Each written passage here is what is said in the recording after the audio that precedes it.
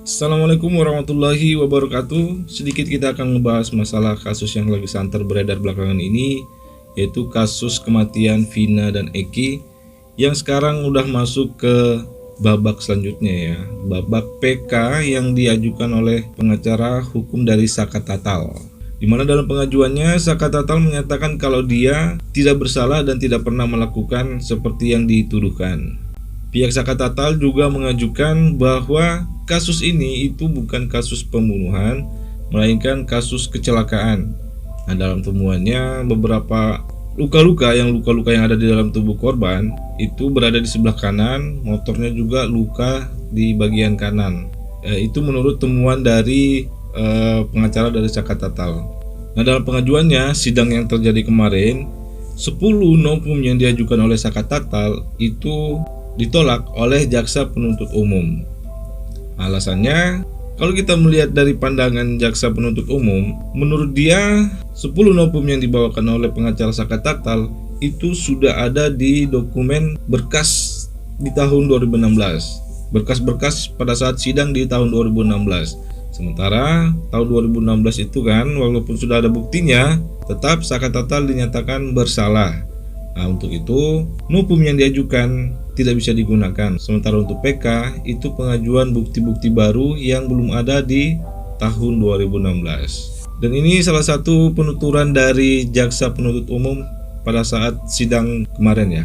Oke, kita lihat. Selanjutnya terhadap novum keempat, pemohon tidak dapat menjelaskan hubungan foto tersebut sebagai alat bukti yang dapat dipertanggungjawabkan secara hukum, di mana semestinya pemohon dalam mengajukan novum terkait foto tersebut disertai hasil visum ataupun forensik, tetapi pemohon hanya berkesimpulan dalam hal tersebut adalah suatu kejadian kecelakaan.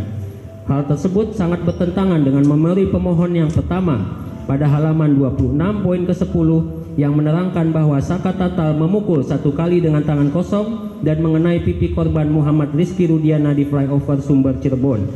Oleh karena itu, novum foto ke-1 sampai dengan ke-5 beserta tambahan penjelasan poin 1 memori tambahan yang diajukan oleh penasihat hukum peninjauan kembali kami anggap bukanlah novum.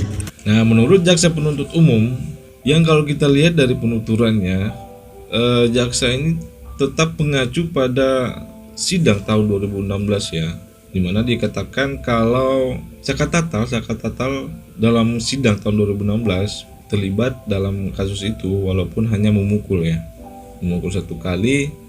Dan jaksa penuntut umum juga mengatakan kalau pengacara Saka Tatal hanya berasumsi tanpa menunjukkan bukti visum dan juga forensik. Nah, benar atau tidaknya kita belum tahu. Kita lihat bagaimana tanggapan dari pengacara, salah satu pengacara dari Saka Tatal, yaitu Ibu Titin. Silahkan jaksa membuktikan apakah ada berkas kelima foto yang dijadikan novum di dalam persidangan Saka. Tidak pernah ada gitu. Jadi kalau misalnya jaksa meyakini itu sudah ada di dalam berkas, saya tantangin buka berkasnya.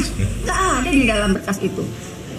Jangankan berkas Saka, berkas yang terpidana dewasa aja yang sekarang terpidana terdakwa dewasa, nggak ada berkas itu. Foto ini memang betul-betul tidak pernah dihadirkan.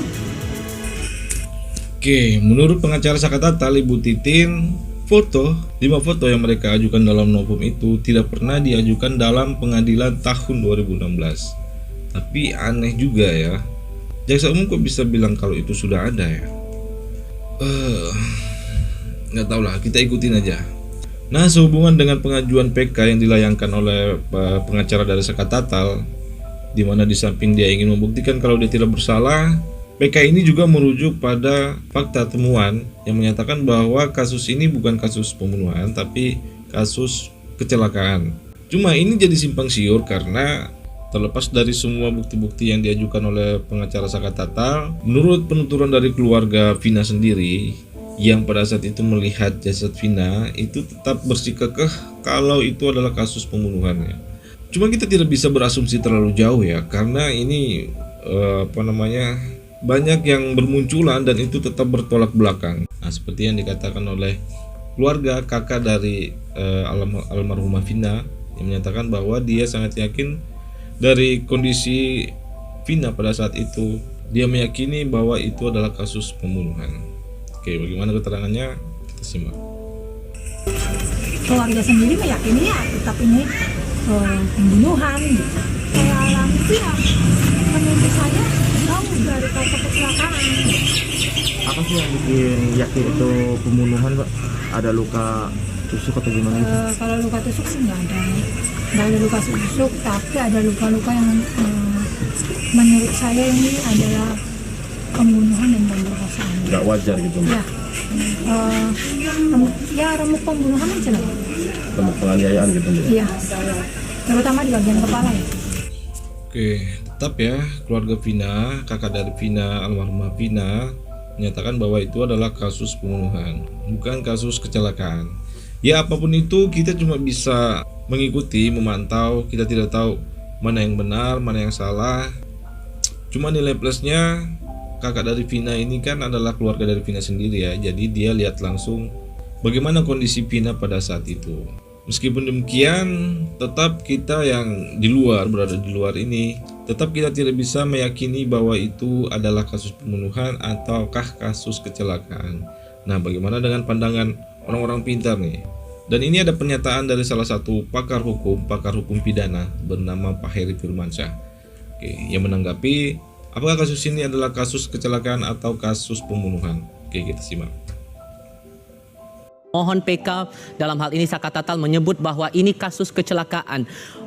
Dalam logika hukumnya, logika hukum pidana, kasus itu bergeser dari pembunuhan ke kecelakaan itu memungkinkan atau tidak? Ya, memungkinkan jika ada penyelundupan hukum ya. Tapi kan itu perlu bukti yang kuat di sana.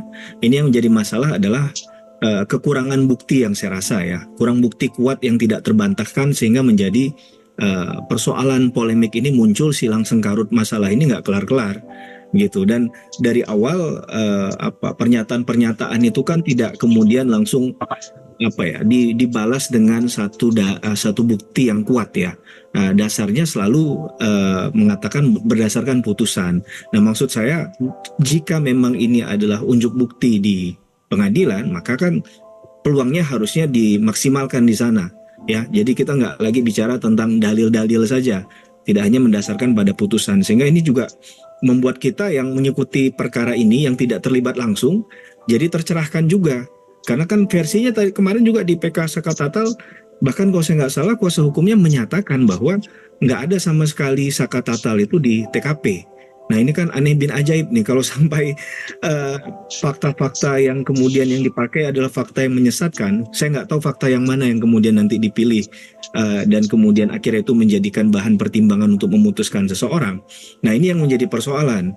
Nah ini yang kemudian mengapa dari awal kita selalu menyoal masalah bukti. Bahkan dalam sistem pembuktian pidana berkali-kali sudah kita sampaikan bahwa kita mengenal yang namanya dua alat bukti plus keyakinan hakim kan dalam memutuskan. Nah dalam penyidikan pun yang disoal adalah masalah dua alat bukti. Nah alat bukti ini yang benar-benar harus diuji, dilakukan secara profesional, harus tuntas dia mastifal. Jangan sampai ini jadi persoalan presiden. Nah kalau seandainya tidak menimbulkan lubang atau celah hukum, saya nggak yakin percaya perkara ini sampai sejauh ini begitu. Oke. Nah dari pernyataan Pak Heri Firmansyah, pakar hukum pidana, ada beberapa poin yang bisa kita garis bawahi, yaitu penyelundupan hukum dan fakta menyesatkan. Nah menurut Pak Heri, bisa saja kasus kecelakaan ini beralih menjadi kasus pembunuhan ini beralih menjadi kasus kecelakaan jika memungkinkan adanya penyelundupan hukum. Penyelundupan hukum ini jadi bahasa baru lagi ya, istilah baru lagi, penyelundupan hukum. Namun Pak Heri juga menegaskan bahwa itu bisa saja terjadi kalau ada bukti yang kuat. Nah, dan menurut Pak Heri juga, ya memang benar dari apa yang sudah kita lihat dari awal kasus ini mencuat, itu tidak ada bukti-bukti yang kuat ya. Bukti-bukti yang kuat seperti yang dikatakan sama Pak Heri, bukti-bukti yang tidak terbantahkan, yang pada akhirnya menjadi asumsi liar. Tinggal kita mau melihat ini dari sisi yang mana. Ada yang melihat dari sebelah, ada yang sebelah sini. Ya cuma, ya apapun itu kita berharap semoga kasus ini menjadi terang benderang ya. Ya biar bagaimanapun kita yang orang dari luar ini cuma bisa memantau dan berharap kasus ini bisa cepat selesai. Dari sepanjang yang aku amati, dari mulai munculnya kasus ini, sempat nonton juga filmnya. Jadi sepertinya itu kayak apa ya, masih abu-abu karena belum ada satu kejelasan ya. Di sisi lain beberapa orang juga sudah mencabut kesaksiannya, tapi ada aja yang membantah gitu. Aku bingung juga, cuma ya kita serahkanlah bagaimana proses hukum yang berjalan. Semoga semua ini jadi terang benderang. Apakah memang ini adalah kasus pembunuhan ataukah kasus kecelakaan? Ya harapannya kita memang kasus ini betul-betul terbuka seperti apa adanya. Kalau memang ini kasus pembunuhan, ya udah kasus pembunuhan. Adili siapa yang bersalah. Dalam kesempatan yang berbeda, pengacara dari Saka Tatal, Bu Titin, itu juga menegaskan pernyataannya bahwa 10 foto yang dijadikan novum dalam kasus PK yang mereka ajukan kemarin itu memang benar-benar tidak ada dalam sidang ya. Karena jika itu ada di tahun 2016 kemarin, maka keputusan hakim pada saat itu dalam artian luar biasa tanda kutip menurut Ibu Titin ya, menurut Ibu Titin. Nah, bagaimana pernyataan Ibu Titin? Kita simak berikut ini. Silahkan jaksa membuktikan apakah ada berkas kelima foto yang dijadikan novum di dalam persidangan Saka. Tidak pernah ada. Ya, sekali lagi ya, Bu Titin mengatakan bahwa itu tidak pernah ada. Jangankan di sidang Saka, di sidang dewasa yang punya nomor perkara berbeda, tidak ada foto yang visualnya Vina dan bagian tubuh Vina bagian bawah dan bagian atas itu di dalam berkas 7 terpidana, apalagi di Saka. Jadi kalau misalnya foto yang bagian tubuh bawahnya Vina sudah ada di dalam berkas, jaksa meyakini ada pemerkosaan, hakim meyakini ada pemerkosaan, ya luar biasa. Karena bagian tubuh dalam novum yaitu benar-benar bagian tubuh yang mulus. Vina menggunakan celana dalam, mohon maaf, dan kelihatan dia menggunakan pembalut. Ya, itu adalah pernyataan dari Ibu Titin ya, pengacara Saka Tatal yang hadir di sidang tahun 2016. Nah, untuk menanggapi pernyataan dari Ibu Titin, pengacara Saka Tatal yang menjadikan foto itu sebagai novum, ini ada pernyataan dari pakar hukum pidana juga, Pak Hipnu Nugroho. Oke, kita simak bagaimana pernyataan Pak Hipnu Nugroho. Karena foto itu harus dibicarakan, foto itu harus dibuktikan, foto itu harus dibunyikan bahwa Saka Tatal tidak pernah ada di tempat. Ini yang penting. Jadi tidak perdebatan fotonya, tapi dikuatkan foto itu dengan bukti-bukti yang lain. Sehingga kalau kita identifikasi seberapa besar PK yang diajukan selama ini, itu keberhasilan ya antara 20-25%. Karena pembuktian penuh ada pada negara. Siapa? Penyidik polisi, penuntut umum jaksa, hakim pengadilan negeri, hakim pengadilan tinggi, termasuk hakim kasasi. Nah, disinilah saya kira evaluasi dilakukan sehingga potensi dikabulkan. Tadi saya katakan memang salah bisa, tapi sedikit 20 boleh. Mudah-mudahan kasus Tata ini bagian dari 20 atau 25% terhadap semua terhadap PK yang diajukan di Indonesia.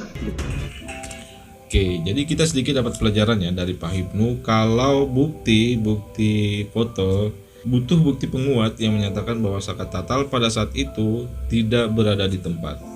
Oke, apapun itu, kita semua berharap kasus ini menjadi terang benderang.